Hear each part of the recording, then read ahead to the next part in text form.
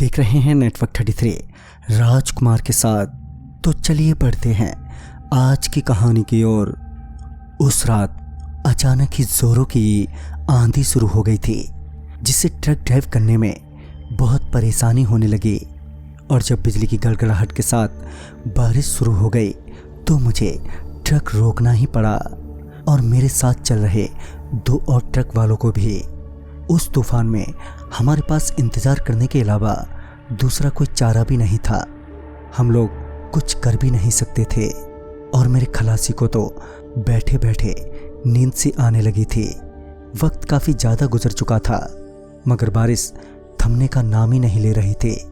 तभी मुझे किसी की चीख सुनाई पड़ी, और जब मैंने अपने ट्रक की खिड़की से बाहर की तरफ देखा तो पाया कि मूलचंद, जो पीछे वाले ट्रक का ड्राइवर था, वो चीखते हुए भागे जा रहा है। मैंने उसे वैसे घबराए भागते देख आवाज़ भी दी, मगर उसने सुना ही नहीं। मुझे समझ में नहीं आ रहा था कि मूलचंद को अचानक हो क्या गया, और वो किससे डर के भाग रहा है। आखिर बात क्या है, ये जानने के लिए जब मैं अपने ट्रक से नीचे उतरा और जब पीछे वाले ट्रक के पास पहुंचा तो पाया कि मूलचंद के ट्रक में उसका खलासी भी नहीं है। जब मुझे ट्रक में कोई नहीं मिला तो मैं उस ट्रक के पीछे लगे, यानी कि तीसरे ट्रक के पास गया, तो उस ट्रक का ड्राइवर भी और खलासी भी दोनों गायब थे। मैं यही सोच रहा था कि इस तूफान में ये सारे कहाँ चले गए कि तभी मेरी नज़र हाईवे के किनारे लगे चेतावनी बोर्ड पर पड़ी, जिस पर लिखा था कि 3 किलोमीटर के दायरे में गाड़ी ना रोकें, और उसके नीचे क्रॉस का निशान भी था, जिससे मुझे लगा कि ज़रूर यहाँ पर कुछ न कुछ गड़बड़ है। ये सोचकर मैं अपने ट्रक की तरफ भागा।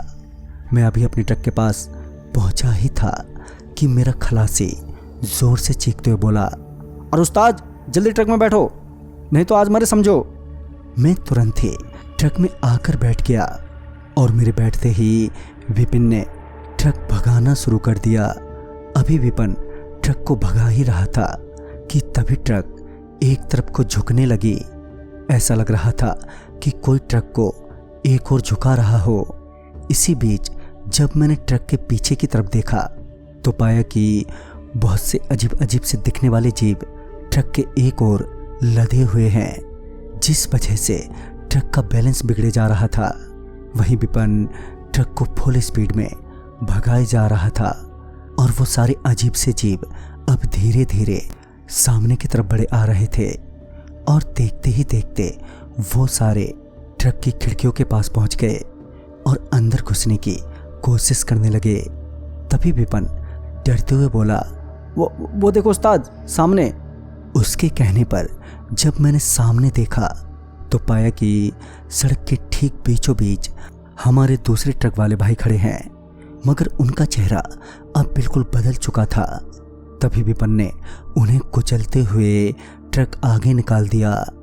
मैंने विपिन से कहा भी, अबे ये क्या किया तुमने? तो इस पर वो बोला, वो पहले ही मर चुके हैं उस्ताद।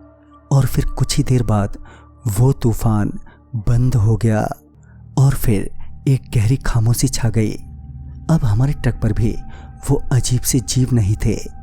कुछ आगे जाने पर एक जगह हम रुके जहाँ पर काफ़ी चहल पहल थी। वहीं पर पता चला कि पीछे 3 किलोमीटर के दायरे में ना तो गाड़ी रोकनी चाहिए और ना ही पैदल चलना चाहिए, क्योंकि वहाँ पर भूतों का घर है, जो दिखाई तो नहीं देते मगर महसूस ज़रूर होते हैं। उस रात सिर्फ मैं और विपिन ही बच पाए।